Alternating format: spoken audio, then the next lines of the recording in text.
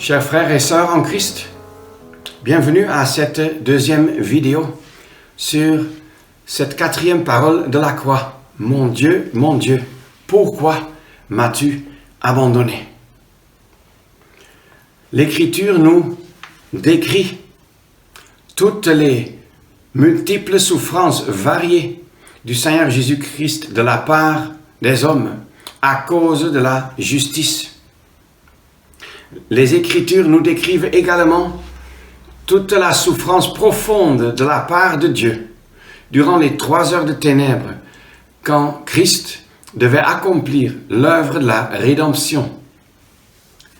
L'Écriture décrit la pleine mesure amère des souffrances qui se trouvait dans ce qu'il était coupé de la communion avec son Dieu. C'est pour cela qu'il n'a pas voulu boire le vin mélangé de fiel. Il l'a goûté, mais il ne l'a pas bu, puisque cette boisson aurait diminué la conscience, diminué donc aussi le sentiment des souffrances. Or, justement, il ne pouvait et ne voulait accepter rien du tout qui aurait amené une diminution des souffrances.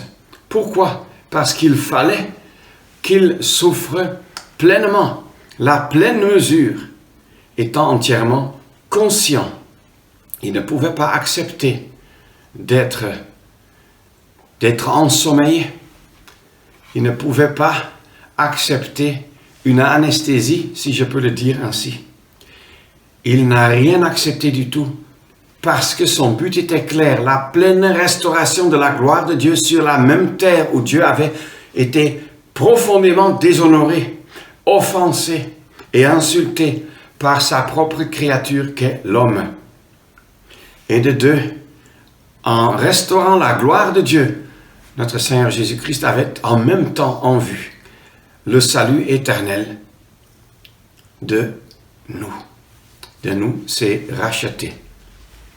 Dans le psaume 37, au verset 25, David dit ceci: « J'ai été jeune et je suis vieux, et je n'ai pas vu le juste abandonné. » Oui, David pouvait dire cela parce que jusque-là, cela ne s'était jamais passé. Mais, pourquoi m'as-tu abandonné? C'est l'expression qui a été dite par le seul juste qui a jamais vécu sur la terre. Non, David ne pouvait pas en témoigner, puisque lui, étant juste, voire justifié, si je peux le dire ainsi, par sa foi, même si l'évangile qui révèle la justification par la foi en Christ n'était pas encore révélé, alors, lui, étant devant Dieu, n'était plus condamné à cause de ses péchés. Ça, c'est un côté. Mais il n'a jamais vécu qui que ce soit de juste abandonné. Puisque le seul juste qui a jamais vécu sur la terre, le seul homme parfait et saint, dévoué à Dieu, en toutes choses, dans toutes ses paroles, dans toutes ses pensées, dans toutes ses motivations internes, dans tous ses actes. Ce seul juste, l'homme Christ Jésus, a été bel et bien abandonné de Dieu.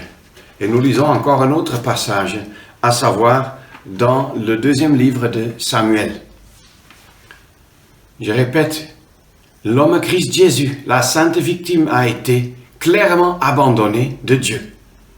Mais qu'est-ce que la parole dit en 2 Samuel au chapitre 2, au chapitre 14, 2 Samuel 14,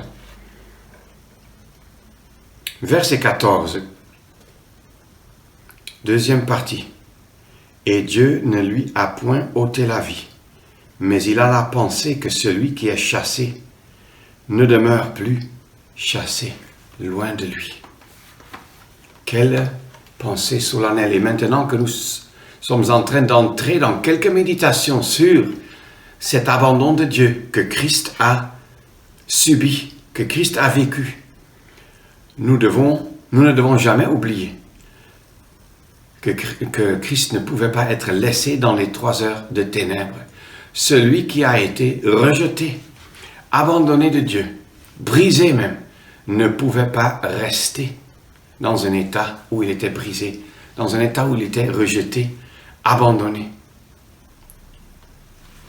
Et quand nous réfléchissons un instant sur le psaume 22, puisque ces paroles cette expression, la 4e parole à la croix, dite par le Seigneur Jésus, est une citation du psaume 22. Nous lisons alors quelques points. Peut-être c'est mieux de d'abord lire cela. Le psaume 22.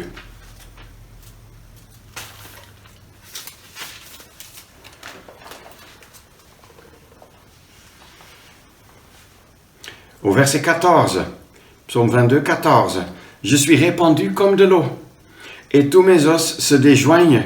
Mon cœur est comme de la cire. Il est fondu au-dedans de mes entrailles. Ma vigueur est desséchée comme un thé, et ma langue est attachée à mon palais. Et tu m'as mis dans la poussière de la mort. »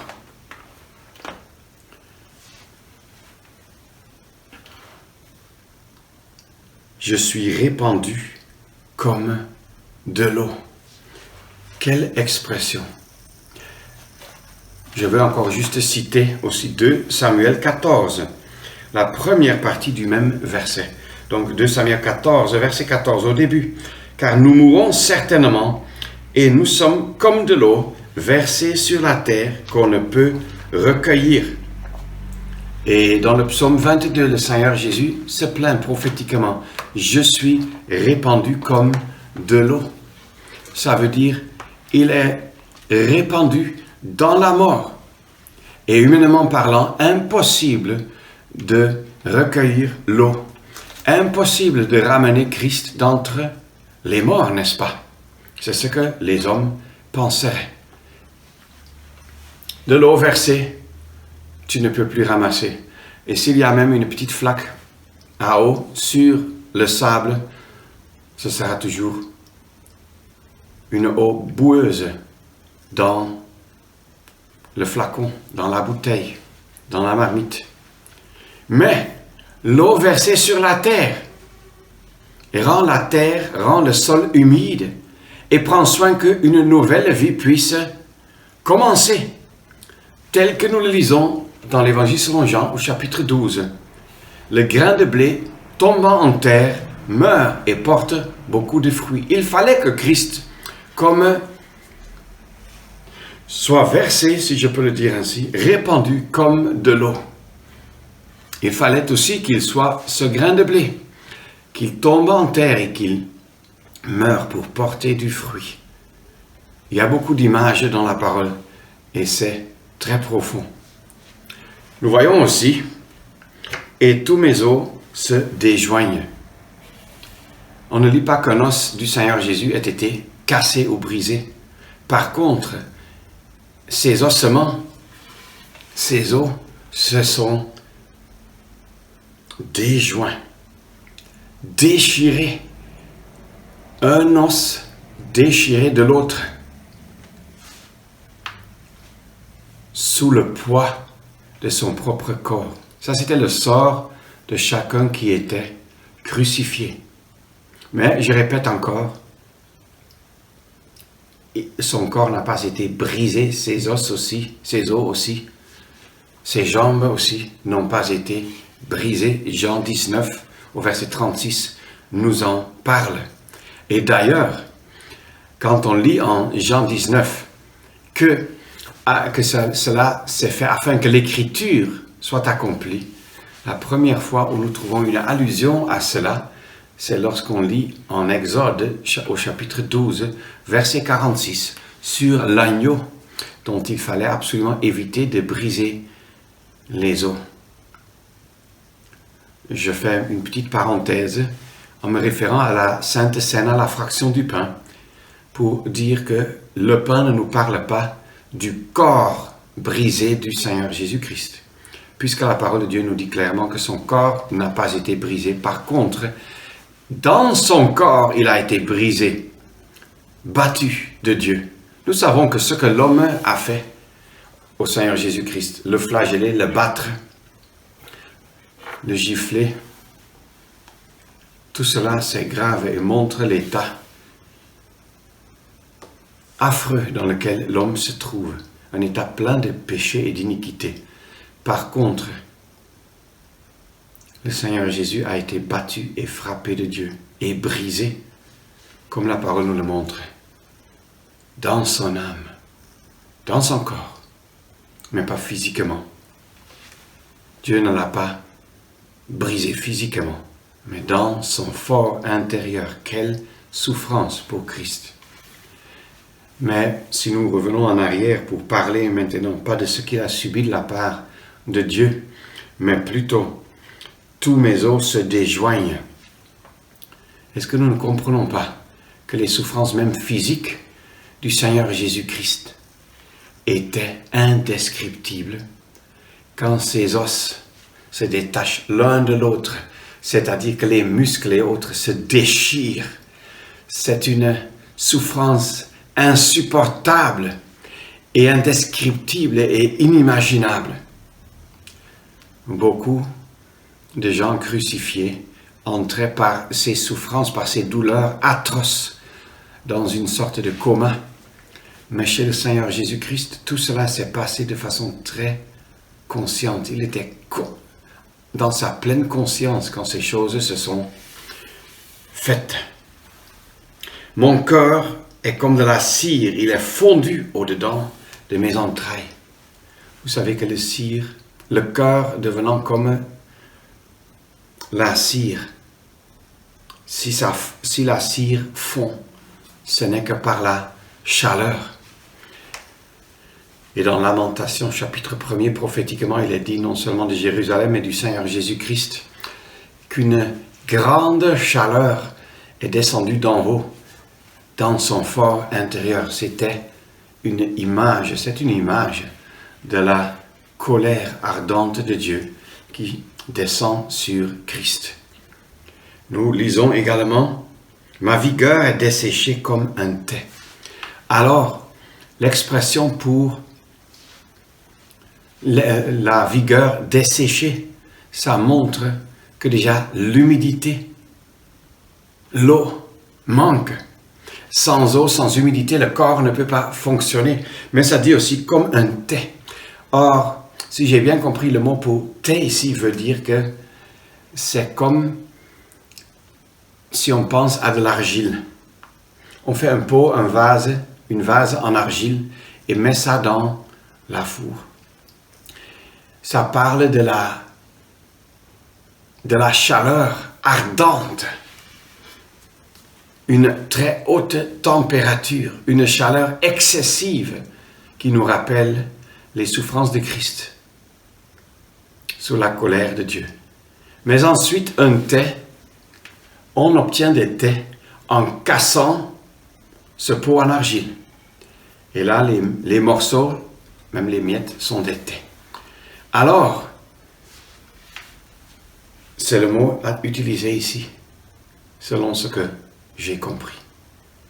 Ça nous rappelle donc et la chaleur ardente de la colère de Dieu et le fait que Christ a été brisé sous la puissante main de Dieu. Et ensuite, il dit prophétiquement, « Et ma langue est attachée à mon palais. » Il ne pouvait plus parler. Alors nous lisons dans le psaume 137, un verset, psaume 137 et au verset 6, « Que ma langue s'attache à mon palais. » Alors, la langue s'attache au palais. Quand il n'y a plus de liquide, plus d'humidité, plus d'eau dans le corps, plus de salive, dont le corps peut se servir pour que tout fonctionne correctement. Dans le psaume 137, les Juifs disaient que ma langue s'attache à mon palais si je ne me souviens pas de Jérusalem. Mais rappelons-nous ce que la parole de Dieu nous dit dans Lamentation chapitre 5. Son palais, je voudrais plutôt lire ça littéralement, citer ça littéralement. Pardon, dans le Cantique des Cantiques plutôt, au chapitre 5. Son palais, ça parle aussi prophétiquement de l'époux, c'est-à-dire Christ. Son palais est plein de douceur, plein de bénédictions pour nous. Mais c'était possible par quoi? Par les souffrances atroces que le psaume 22 nous décrit. Alors que nous ne sommes dans les versets 6, pas dans l'abandon par Dieu, mais dans les souffrances qui accompagnent cela. Pour que son palais soit plein de douceur pour nous, il fallait que sa langue soit attachée à son palais. Et tu m'as mis dans la poussière de la mort. Qu'est-ce que c'était? Touchant, pour ne pas dire troublant, profondément touchant pour le prince de la vie, le prince de vie qui lui-même est appelé la vie, qui lui-même est la vie. Je suis la vie, dit-il, d'être mis dans la poussière de la mort. Cela nous rappelle ce que Dieu avait dit à Adam. Tu es poussière et tu retourneras à la poussière. La poussière parle de ce que les choses sont passagères. Le Seigneur Jésus n'est pas passager, si je peux le dire ainsi. Et pourtant, il est entré en contact avec la poussière de la mort. Pourquoi? Quelle humiliation profonde! Pour qui? À cause de toi, de vous et de moi, chers frères, chères sœurs en Christ. Il dit, et tu m'as mis dans la poussière de la mort. Même durant ces souffrances profondes et atroces, physiquement parlant et pour son âme, il pouvait toujours dire, tu m'as mis. Son Dieu l'avait abandonné, mais lui, il continue à le reconnaître comme son Dieu. Même dans l'abandon, n'est-ce pas, il dit au verset 1er, mon Dieu, il ne renie pas son Dieu. Et le plan absolument décidé et fixé de Dieu était de l'amener à travers ces circonstances d'humiliation et de souffrance profonde à la gloire. Nous allons encore y penser. Mais pour le moment, nos méditations sont encore pleinement dans ces souffrances. Et nous voulons continuer une prochaine fois, si le Seigneur le permet, à méditer cette 4e parole de la croix, si profonde, si solennelle. Mon Dieu, pourquoi m'as-tu abandonné? Méditons entre-temps personnellement ces grandes souffrances de notre Sauveur et Rédempteur. Il en est absolument digne.